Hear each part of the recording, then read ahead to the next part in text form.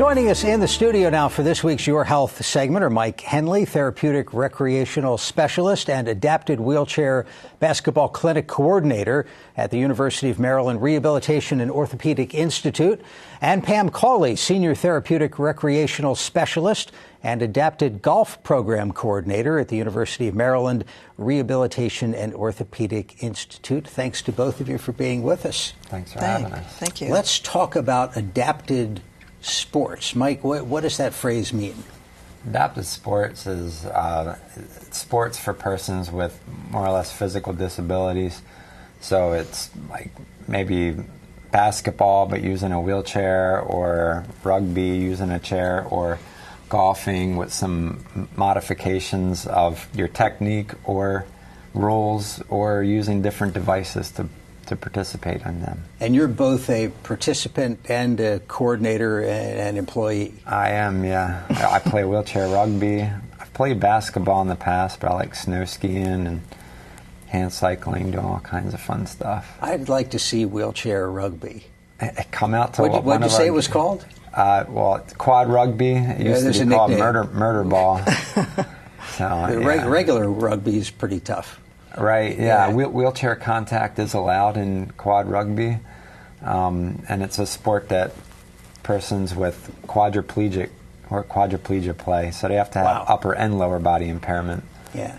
Like myself, I broke my neck in a car accident when I was 18, so I have hand and leg, weakness. So. Well, to stay on that for a second, the ability to stay active and keep playing sports, what's it meant to you? It meant the world to me, because before my injury, I'd like to skateboard, ride bikes, and I like sports, but then afterwards it got me back outside, living my life again, got me some self-esteem, confidence. It even helped me go to school, and well, now it's my job being in recreation. It's the trifecta, yeah. Yeah. Pam, let's talk about adapted golf a little bit. Maybe there's less contact there than the wheelchair rugby, I'm thinking. Yes, we kind of discourage that, but we actually have a program. It's what I consider a comprehensive program, where we help golfers who are beginners or avid golfers who want to get back into the sport, that have maybe have had some sort of physical injury or medical event that has. So in the picture we're seeing there, the gentleman it looks pretty straightforward, just hitting from the chair, but you're somewhat limited in that, I would think. Absolutely. That is a picture of someone who's basically trying the sport out from a wheelchair, and just learning how to swing. But we also have a specialized cart that's a solo golf cart that is a single rider that will allow the person to take it to the next step. So they will actually be able to play from the cart and take it on to the course and go from the tee box to actually putting out. Pam, show me this ingenious device you brought with you that would go in the bag of somebody who's playing golf this way, right, and allows them to do something they can't do. It's a basic part of golf.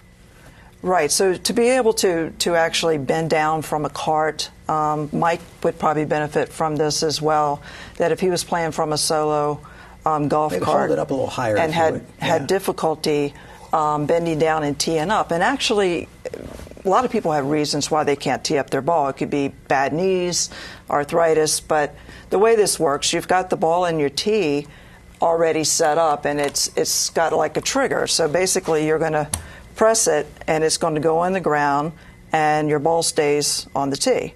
Mike's thinking this would be a great weapon in rugby. Yeah. And on the other side, you actually have the retrieval. This little cup here will actually pick the ball up out of the cup. Yeah, well, you see a lot of people with that. Absolutely. So it's all in one. And I was showing Mike earlier that it looks kind of dangerous, but actually this is the divot repair. Wow. So, of course, etiquette in golf is very important. So you're not really excused from repairing your divots. Or if you have an attacker on the golf course. Well, hopefully that wouldn't be the case. Mike, you have a festival coming up at the Rehabilitation and Orthopedic Institute. Who do you want to come out for this? Really anyone, but more importantly, persons living with physical disabilities, whether it's spinal cord injury, amputee, stroke, brain injury, anyone that's physically limited to participating in normal recreation and sports.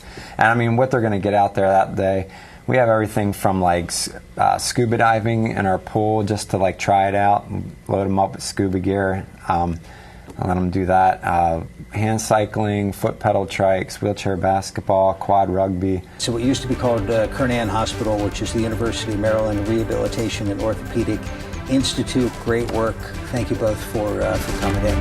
Thank you. Thanks for having We me. appreciate it. Your Health segments are a co-production of Maryland Public Television and the University of Maryland Medical System.